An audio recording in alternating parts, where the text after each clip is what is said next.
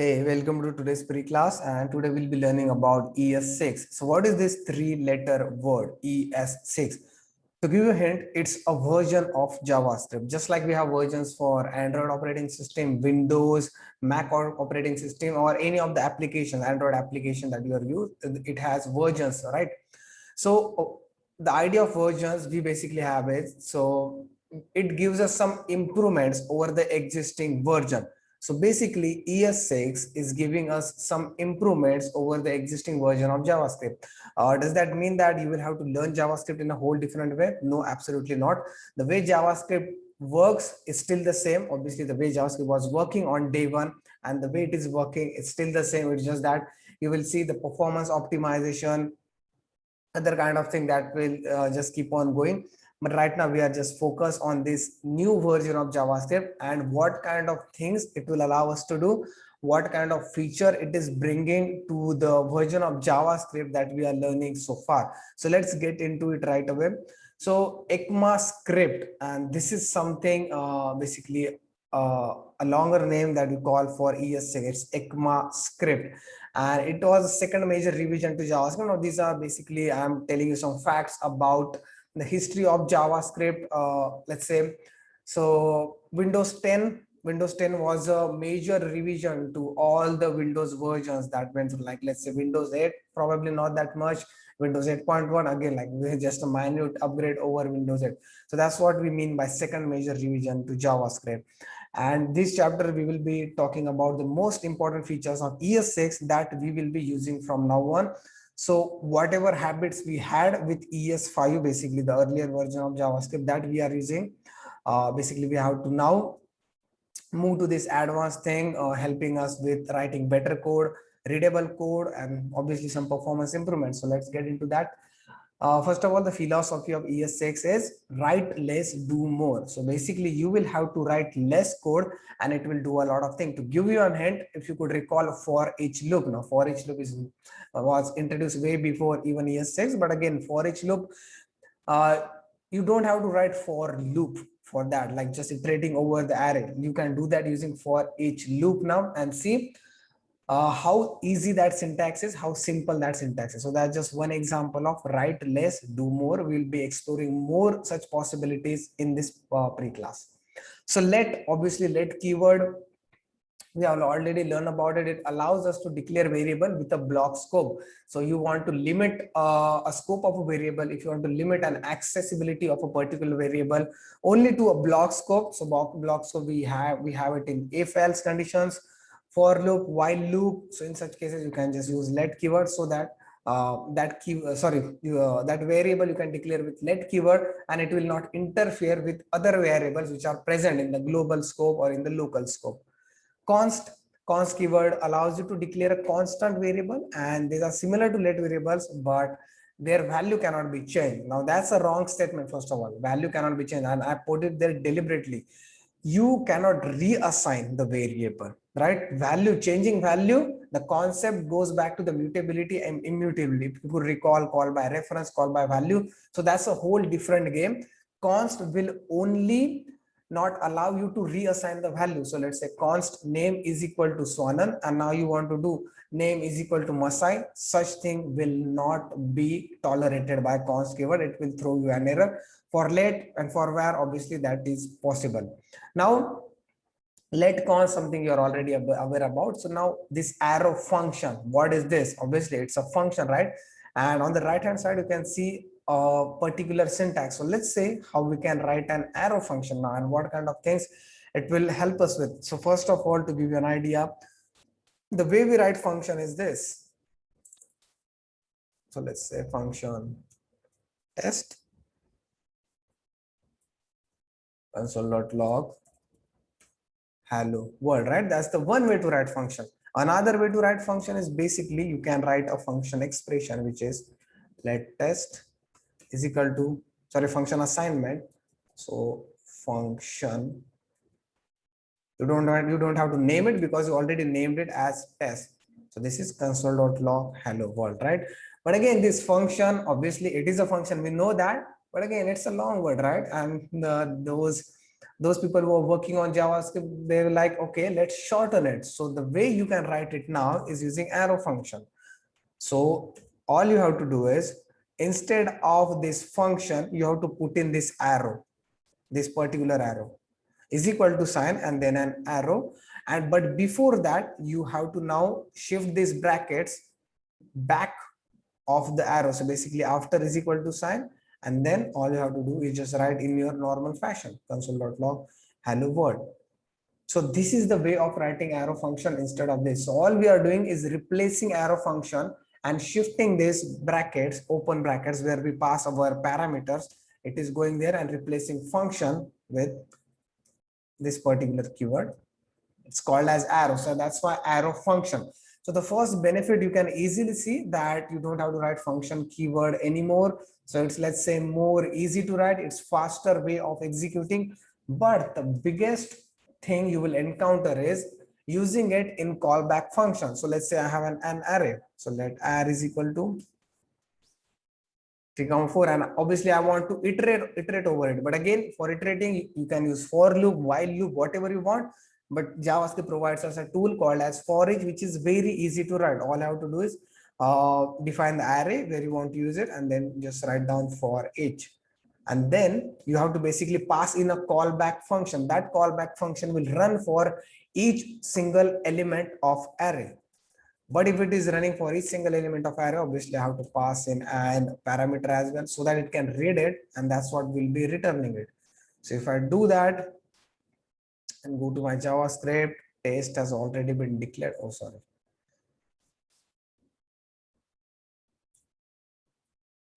So if I go back, you can see 1, 2, 3, 4, it is printing. But see, this callback function, I mean, this particular part, this function and this passing in the parameter, it seems like this is longer than the actual syntax, which is array.forEach. So for callback function, our job is now more easier. So instead of function, all you have to do is just cut it. Obviously, these brackets will be shifted to the back, and now in the front, just write down your arrow, the new way of declaring variable. So if you do that now, and if I go back, it will work exactly same. So in for callbacks, like the for each, or let's say map, filter, reduce, where you have to actually pass in a function, even for the dot then handling the promise value, you can see in dot then you have to pass in a callback function for dot catch as well. Even for creating a promise object, new promise, if you could remember, you have to write function resolve and reject those things. So now you don't have to write function anymore. All you can do is pass that arrow like syntax, and make sure you are writing in this manner. The parameters will go to the back, and function will get replaced with this arrow, which will point to the curly brackets. All right, so that's about arrow function. There are some differences that we'll go through it right now. Obviously the need for shorter function, and then the behavior of this keyword, will just have a look at it. So see, this is the same as above function. It's just the better way of writing it. That's it. It's very easy to write. Okay. And the new arrow function also ensures that this is handled better. So arrow functions do not have their own this keyword property. So the question we have to understand is, how do functions behave inside object currently? So that means the function method that we write inside object. So as you can see in this particular example, I have my object. I'll just copy paste this particular example so that you can see.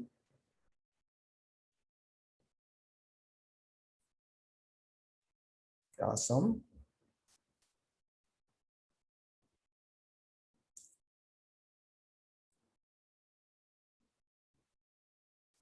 Okay, so here I have an object. It has a variable defined as number as I10. And then let's just remove this for now. So this is my normal function, right? This is how I write function method. This is what we've done a lot in our object, in constructor function, in prototypes, these things, right? So if I want to execute C, all I have to do is my object.c. Now, since we know for a function, this points to the my object. So that means for each object, if you write a function method, the value of this will be pointing to the parent object. And if I go back, you can see it will give me my parent object, which is I10, and we have the C function. Now see, we have learned that I can rewrite a function with arrow function. Now how can I do that? Basically, if I show you here, So again, function, you have to remove it and then keep the parentheses, but make sure that they are the first element in your function, and then just pass in your arrow like syntax. And that's how you can do it. You can see that at line number 36. So now what will be the behavior of this? Because again, it is a function. It's just that the way we are writing it is different. So is there any difference in the behavior of this keyword here? All right, so let's try that. So I will just comment out my object.c. So let's see what my object.b will print. And if you go back, now you can see it gives you the value of window global object. So that means this arrow function is a lightweight. It doesn't have any responsibility of its parent object. It's like a free on its own. Obviously, if you want to access this keyword, which is referencing to the parent object, the owner object, obviously you should be using function. But let's say there is no need for you to use this, because obviously this will keep on changing for each object. So it's like extra burden this function will be having, line number 37 to line number 39. Because for the normal function method, we have an object. We have learned this, that this points to the owner object. So that reference is there. And each time this reference will change, each time we create a new object. But for arrow function, there is no such bindings, and JavaScript doesn't even consider this binding whenever it encounters an arrow function inside of an object. So that's why they are very lightweight. So as long as you are not using something like this dot I, this dot B, you don't need to reference to parent object, owner object. You can just use arrow function, and obviously they will also give you the readability part as well. All right, so what's next now? For of. So for of loop is a new way of looping over arrays and string. We have for each as well. Now we have for of as well. There are a lot of loops that we'll be learning, but again, depending on which is the more suitable syntax for you, because performance wise almost every one of them is same. So it completely depends on the use case, your readability, and how much you are comfortable with them. So for of, I will again grab this example. Let's just write it. Let's just get it started from the scratch.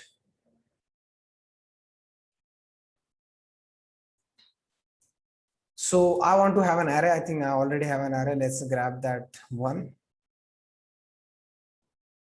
So now if I go back here, and all I have to do is write a for of loop. And how we write a for of loop?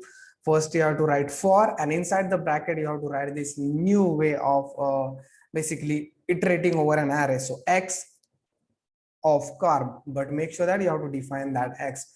So I can do for let x of array. So I just want to run this code and show you what this x actually means. Does it mean an index value 0, 1, 2, 3, or does it actually mean the value 1, 2, 3, 4? So if I go back here, you can see it will give me the actual value. So in the cases when you are only concerned with the value, you don't want to have that index, that I think that you will be getting in for loop, because to get the value inside the array that you are looping using for loop, you have to do something like this, array I or array index. In such cases, there is no such complexity. It will directly give you the values, and you can do it for even the string. So if I just type Masai, it will give you MASAI. So it can just go through the string as well for of loop. Again, only for the values. If you are really interested in the values, you can just go and have it. So that's about for of loop. Now, the most important concept that we'll be learning today is destructuring. So what does the name means? Destructuring. There is a structure and basically you want to break it down, right? Something like that. So what kind of structure we have in JavaScript? Yeah, primarily arrays and objects, right? So how can I apply this concept of destructuring to arrays and objects? So let's get into that. Now, here you can see in this particular example, I have a user, I have name, address, and age for that particular user. So I'll just type it down. Let's create, I'll keep this. So let's create a user.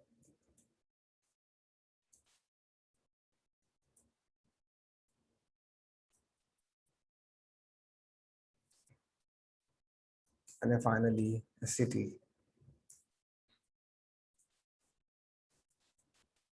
Now let's say you want to only access the name out of that user, right? So how you will do it? Something like this. Let name is equal to user dot name, right? And let's say you want to access the age of it, you would do it in this way. I mean, that's the very fair way of doing it. That's the ES5 way of doing it.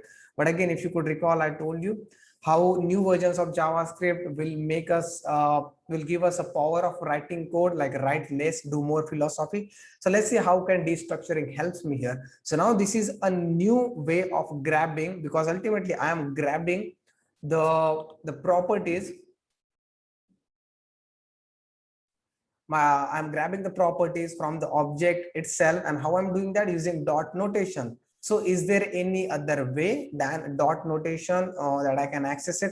Yes, absolutely. And that's where the concept of destructuring will come in. So all you have to do is now, so let's declare any variable let, and now you have to put in brackets here. Okay, so again, it looks weird, sounds weird, but yeah, that's how it is. And I will just keep it empty for now. So what do you want to equal to? Obviously to the structure. Which structure? The whatever structure we have declared here, and that is the user.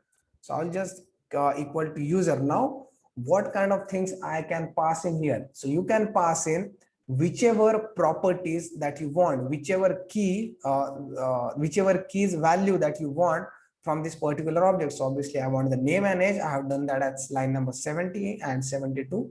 So I will just pass name here. So let's see what will be the value of name now. And this code will work 7072, obviously. So I'll just comment it down. Don't want to interfere with our new way of grabbing the value. So if I do that and go back here, you can see it is actually going there and grabbing the value out of an object. So again, if I want to grab, let's say a city, I can grab city as well. All I have to do is type in the city. This console will log that thing as well. And you can see Raj and Pune. So let's say I want to grab X. Okay, so let's see what will be the value of X. Will it be equal to H? Because that's the only thing that is remaining out of it. So if I go back, you can see it will be undefined, because you have to type in the values that are present in the object, the keys that are present. You can't pass in anything else than name, age, city. So why do we have these brackets? Because these brackets kind of mimic the behavior, mimic the structure of the object that we have defined. Because obviously if you have to write a pseudo code of it, you would like something like this. Let's say name, and then maybe age, and then finally the city, right? And maybe after that we can keep on adding the values. So now obviously we don't need to write values, because we want values, and where the value is stored, it is referred to that particular key. So all you have to do is type in the key and you will be able to get the value. So where this thing is most useful, so we are making a lot of fetch requests nowadays. So I want to make a fetch request and see how can I use destructuring to basically help me get the data from the response, whatever response I'm getting from an API. How can I handle it better? So I'll just get a user here.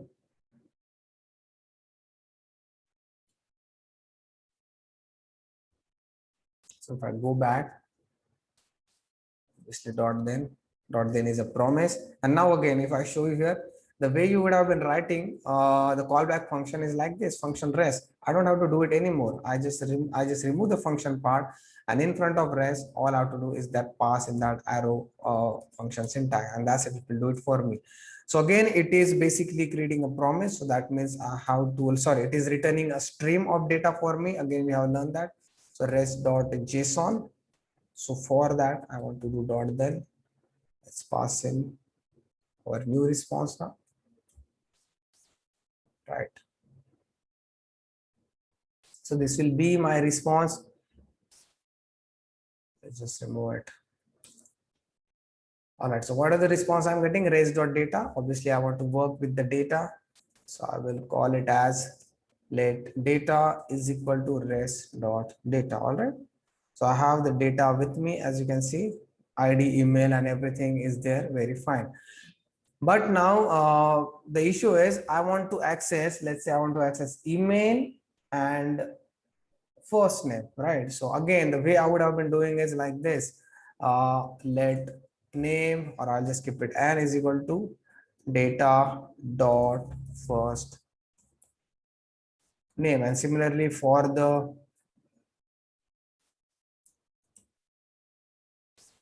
email, I'll be doing let email is equal to data dot email. Yeah, that's correct. Now this is how we have been doing.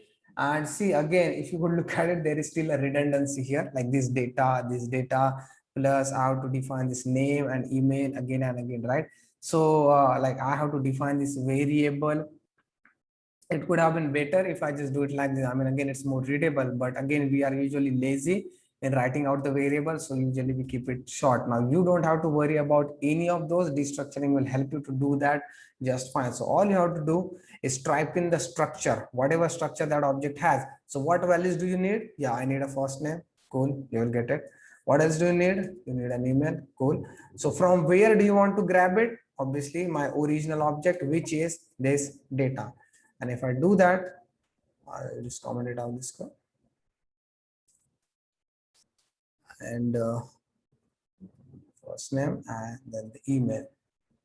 So if I go back, you should be able to see my email and first name is there. Very fine. I don't have to do a lot of this, like line number 90, line number 92, declaring the variable and do is equal to, like even basically I'm doing is equal to twice. I'm doing let twice. I'm writing data twice. So if you look at it, how sophisticated this code is, because this is for only, remember, only two values that we are grabbing, because in your a real world application like Hotstar, Netflix, something like that, these kind of objects are very huge. So let's say you would be need to grab 15 to 20 properties out of it, and doing it in this way will basically take half of this Visual Studio ID's basically the screen, right?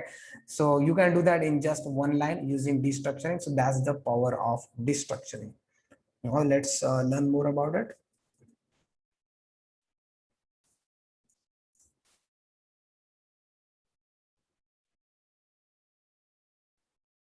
So let's say we are very stubborn and we don't want to have this name and city as the variable's name. Like, why would you? It's like putting restriction on it. You would say, I had that freedom of naming it anything I want. So basically, anything I want is equal to whatever object you have. So object dot name, like that's the freedom I was getting when using something like this. So you are boasting about destructuring, but there is no such thing as that. I have to pass in this value, because if I pass in anything, it will basically give me an error, just like we try to pass in X there and it give me an error.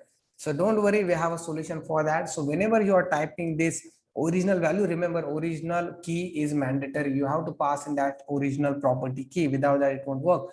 But let's say now you want to have your own variable name. Now all you have to do is basically put this notation, add an object inside it, and then basically you have to type whatever the name you want. So let's say again anything, and now if I console.log anything, you should be able to see, okay, anything undefined is our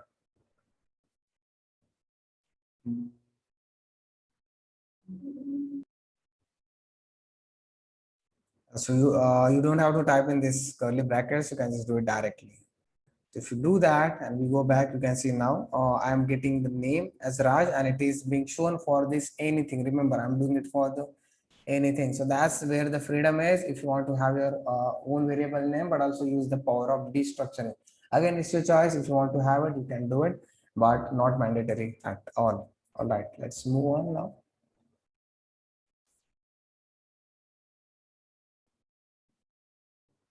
What we have here. Yeah, so for the function, so let's say now when we write a function, where is our object? Okay, let's get him. So we can use it destructuring in lot of many ways in almost every single scenario. So that's why this is very important. And when you'll be learning React, this is kind of mandatory. Like you just have to do it because the kind of code you'll be writing in React, it has to be readable, it has to be friendly, and it has to be sophisticated as well. So you can just keep on writing in the way you want. You have to follow some principles, and destructuring is one of that principle. Now let's say I want to print this object. So print user, and for that, obviously, I need to pass in a user, right? This user object. No, for that I just pass in u. And let's say if I want to print console.log u.name and u.age, lastly u.city. Now the way function work, all I have to do is pass in the user as an argument, so that these all of this object will basically go at this particular position, and then basically the value of u will be this. It will act like this. All right, so then basically I can get access to .name, .age, and .city. If I run this, that's how it will do it for me. But see, again, I have to type in this u.name, u.age, u.city, right? So instead of that, what you can do, again, remember u is an object, right? And I can destructure an object. So how can I destructure object? Again, all you have to do is basically try to copy its structure. So what is the structure of an object? Obviously, it's inside a curly bracket. So put in the curly bracket first, and then whatever value you want, name, age, and finally the city. Now let's try to use that. Age, city. If I go back, you can see it is showing me the same thing. So it's completely working. So this is how you can do all the values. We are basically grabbing it right here in the parameter section, and basically we are printing it out. As simple as that. It will look different, and it is different, but it is very, very helpful for us. Instead of, so basically we are kind of terminating dot notation and making sure that destructuring is something that we'll be using to make sure that our code is more friendly, more readable. And again, that philosophy, write less, do more.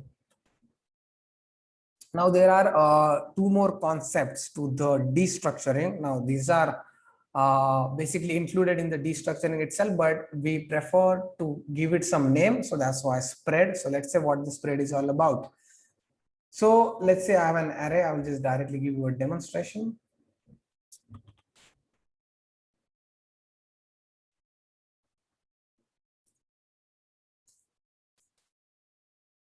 All right, so let's say I have an array of colors. And what colors I have here? So let's say red, yellow,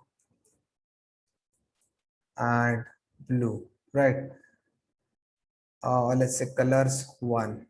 And now I want to have let colors 2. So let's say these are the colors picked by let's say me, and colors 2 are colors picked by my friend, right? So what are the remaining colors now? Violet. I hope the spelling is right. Then orange, okay.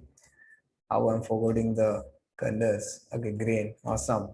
So now let's say obviously I want to mix those color up. So basically I want a new array which will have every single color present in colors 2 inside of an colors 1 array. So I want basically something like this. Right, this is what I want, but to do that I will have to use that dot push. I will have to loop over this array, right? I mean, that's a lot of work.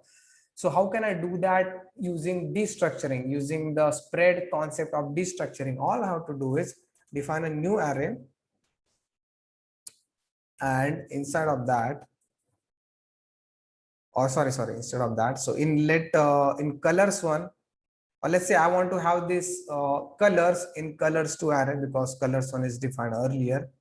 So all I could do is just use these 3 dots, dot, dot, dot, colors 1, and just a comma, and just have a look at what will we get at colors 2. So if I go back now, colors 2 has all the values that colors 1 had, and all I had to do is just make sure that put 3 dots and the name of array of which values I want to basically introduce in my new array. I don't have to use dot push.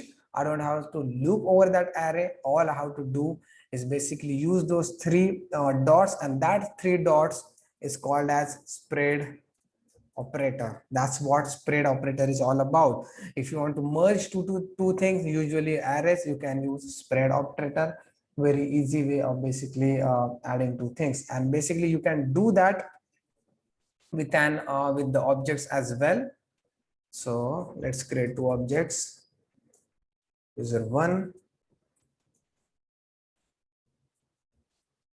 name Sonal, and then say const city1 and city, let's give it city Pune. Now I want to create a new object where I have the details about that particular person. So now all I can do is something like this, which is a spread operator, dot dot dot user, and again, so dot dot dot user1. So I will get all the properties of user1, and also I want to get the properties of city1. So if I do that for city1 as well, and let's try to console.log details. Go back and see. Now you can see I am getting the properties from both the objects. So where does spread operator can be used? For merging. If you want to merge two or more arrays, like you can add many as much as you want, but remember you have to use those three dot notation. Without that it won't be possible. So you can do that using spread operator. So whenever you have this confusion of how can I add two arrays, how can I add two objects, the solution before ES6 was just basically we'll have to loop over it and then push it, something like that. And now see how easy it is. So that's why ES6 is so powerful, and that's why from now on we'll be writing our code in ES6. So whatever habits you and I had, basically we have to now remove it and just stick to this new and better way of writing the syntax. So that's spread operator now. And it will work for the string as well. So as you can see, I have a, so e, I, o, basically it will be separated to e, comma, I, comma, o. So it will work for the string as well. Again, you don't have to loop through the string as well. It will just put three dots and it will identify it. Now I have the rest operator. So spread operator was for basically spreading it out, like merging. So what's this rest operator is all about? So let's have a look at it. So what rest will allow us to do is, I will create one object. Okay, we have this user, and for the user, let's add more properties. City, Pune, then we have age, and what else? Role, developer, right? So we have all those things. Now let's say obviously name is something which is very unique to a particular person. So I want to extract the name out of it. Now how can I do that? Again, I can basically use destructuring. Remember again, for the rest, how we do that? We basically use the dot dot dot notation on the right hand side because we want to expand it. We want to make sure that all those values will get assigned to a new variable. But for the rest operator, we have to do it at left hand side. So now if I want to destructure it, I want to grab name out of it. This is how I can do that. So go to the user, and in a very validated, it will give me the my name as Sonal. But now let's say I want to have the city, age, and role as well. Now how can I grab it? Basically I can do city, age, but wait. Again, let's say I don't want to have them individually. I want to have this thing as a whole new object like this in this particular way. Can I get that? Is there any way that destructuring will provide me? Because if not, all I will have to do basically create a new object like obj is equal to, and then set the key and set the value to like user and the property as name, something like that. So that's how it will grab the values and it will add it to here, something like this. And again, that's a lot of work if I want to create a new object from it. So now rest operator is coming to a rescue. All I have to do is now dot dot dot, and let's type in, so we have to type in the name of the variable itself, no, the rest parameter. So if I write a rest, I think you can type in anything, it's not limited to rest as well. So if I just type x here, console.log x. Now let's see what that x will be. As you can see, that x will actually give me a new object with all the remaining parameters, with all the remaining properties of an object. So that's what that rest keyword is all about. Rest of the parameters, rest of the key value properties of an object. So that's how you can use it to, if you want to have these other properties as an object. So that's where rest can be useful. Where in other place can rest be useful? So let's say I have an array. Do we have any function? Let's say I have an array. All right, so I'm writing a function, let's say print array, something like that, print elements of an array. And basically, let's say I want to loop over them, or what I can do is, let's say I want to have their values like 1, 2, 3, 4, these individual values.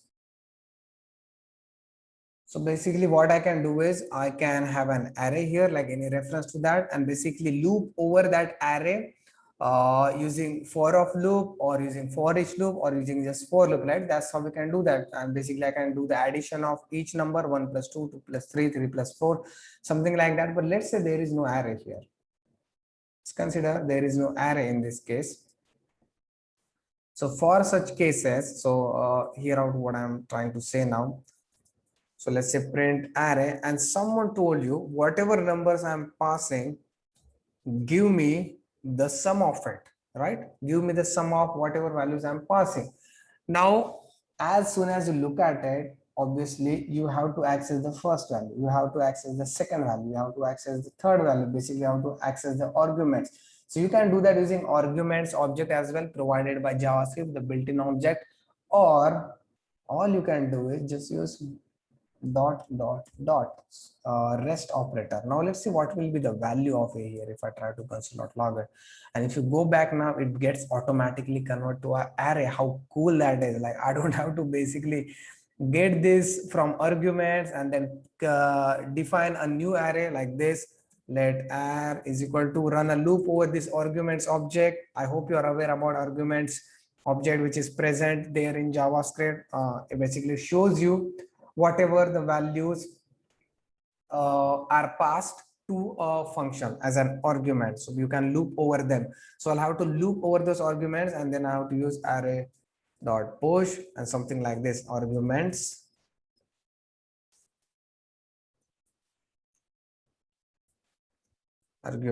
I, something like this. Now so this is a lot of work, and now using rest operator, it is directly providing me the value of an array. Basically it is converting everything to the array. Now using that, basically I can run my code. So I can define a variable. Let's say let sum is equal to 0, and obviously again I am only interested in the value. I don't care about index or anything as such. So for let and so let num of, so I'm using for of loop that we just done earlier. So for of what? A. So all I want to do is sum is equal to sum plus a, or I can just write it like this, is equal to a. And then finally I want to console.log sum at the end of it. Now if I try to run it, it is adding the numbers directly. Sum is equal to 0.